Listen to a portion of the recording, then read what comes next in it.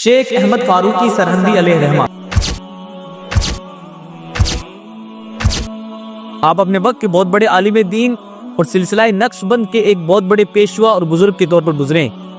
ہندوستان کی تاریخ کے اندر آپ کا نام کئی جگہ ذکر بھی کیا جاتا ہے کہ آپ نے اسلامی عقائد اور نظریات کی اصلاح کے لیے اس وقت اپنی آواز کو بلند کیا جب مغلیہ سلطنت کے بادشاہ جلال الدین اکبر کے وضع کردہ دین الہی کے نام پر سینکڑوں درباری مولویوں نے مسلمانوں میں شرک و بدعت کی راہیں ہموار کر دی تھی، اور آپ نے مغلیہ سلطنت کے سب سے طاقتور بادشاہ کے بناوٹی مذہب کے خلاف آپ نے اپنی آواز حق کو بلند کیا۔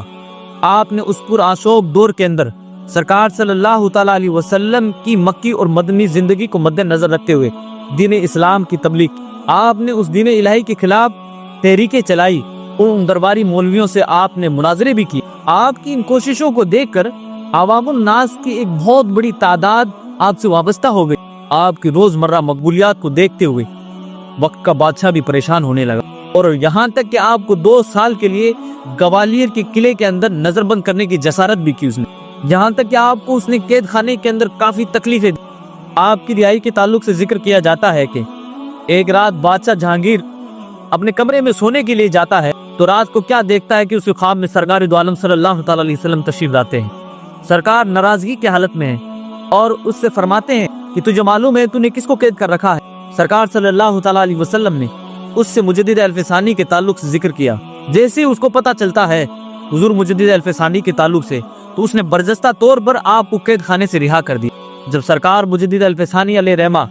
قید خانے کے اندر قید کیے گئے تھے، اس وقت چند ساتھی آپ کے ساتھ گئے تھے، لیکن جس وقت آپ کو آزاد کیا گیا تھا اس وقت آپ کے ساتھ میں مسلمانوں اور اولیاء کرام کی ایک بہت بڑی تعداد تھی۔ آپ نے قید خانے کے اندر بھی حضرت یوسف علیہ السلام کی سنت کو ادا کیا۔ اسی لیے تو علامہ اقبال فرماتے ہیں کہ حاضر ہوا میں شیخ مجدد کی لہر پر، وہ خاک کے زیر فلک ہے مطلع انوار، اس خاک کے ذروں سے ہے شرمندہ ستارے، اس خاک کے ذروں سے ہے شرمندہ ستارے، اس خاک میں پوشیدہ ہے مطلع انوار، اور گردن نہ جھکی جس کی جہانگیر کے آگے، گردن نہ جھکی جس کی جہانگیر کے آگے، اس کے نفس گرم سے ہے گرمی احرار۔ آپ کی پیدائش کے تعلق سے کتابوں میں ذکر آتا ہے کہ ہندوستان کی صوبہ پنجاب کے شہر سرہند کے اندر